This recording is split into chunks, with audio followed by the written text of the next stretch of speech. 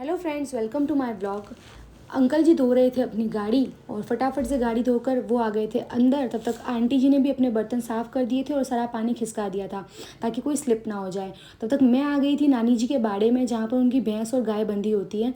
तो नानी जी के पास 3 भैंसें हैं और 1-2 गाय हैं, जिनकी वो बहुत अच्छे से सेवा करती है। और जब आगे आई तब तक पता चला कि कुछ गेस्ट आए हैं, जिनके लिए मम्मी जी बना रहे थे चाय। और चाय वाय बना के मैं बैठ गई थी खाना खाने।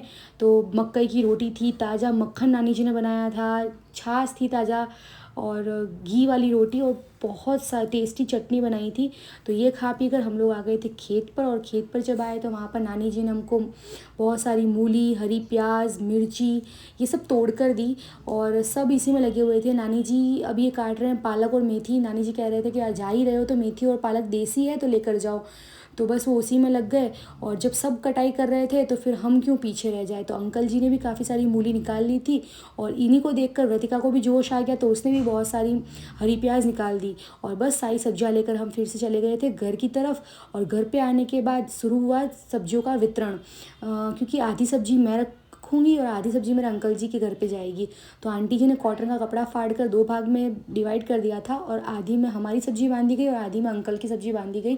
और बस देरानी जेठानी फटाफट से वितरण करके, और हमको फिर निकलना था इसलिए बैग्स रेडी कर दिए हम लोगों ने। कॉटन के कपड़े में इसलिए बांधा ताकि हरी सब्जी थी तो ख़राब ना हो जाए। रास्ते में सनसेट हो रखा था और बहुत प्यारा वेदर हो रखा था, नज़र ही नहीं हट रही थी रोड से। तो मैंने सोचा आपको भी दिखाया जाए। और इसके बाद हम लोग निकल गए थे टनल से, टनल आने वाली थी। और टनल पास करके हम लोग 11 बजे तक पहुंच गए थे घर पे।